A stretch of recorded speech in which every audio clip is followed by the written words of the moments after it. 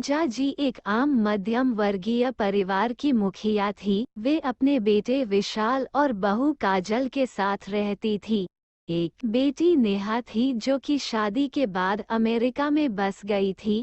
पूजा के पति की मृत्यु बहुत पहले ही हो चुकी थी। विशाल और काजल की शादी को 5 साल हो गए थे, लेकिन अब तक उनकी कोई संतान नहीं थी। पूजा जी की बहू काजल भी जॉब करती थी, जो कि पूजा जी को बिल्कुल भी नहीं सुहाता था।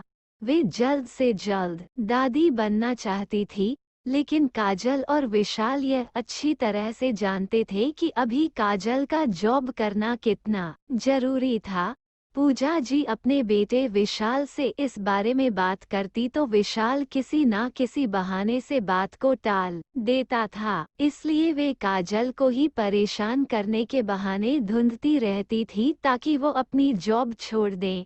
और अभी कोरोना काल में तो मानो उनके मन की मुराद ही पूरी हो गई थी। हालांकि वे दिल की बुरी नहीं थी, लेकिन पोते की चाह में वे ना चाहते हुए भी ऐसा कर जाती थी। अपनी हम उम्र सहेलियों को दादी बनते देखकर उनका मन दुखी हो जाता था। उस दिन भी घर में ऐसा ही कुछ हुआ। ऑफिस में काम की वजह से काजल देर तक सोती रही और पूजा जी को अच्छा खासा मौका मिल गया। ये क्या बहू, अभी तक सो रही हो? पता है सुबह के 10 बज गए हैं। विशाल भी बेचारा कब से उठकर ऑफिस के काम पर लग गया है और तुम हो कि अभी तक सोई पड़ी हो। चलो अब उठकर सबके लिए चाय नाश्ता बना लो।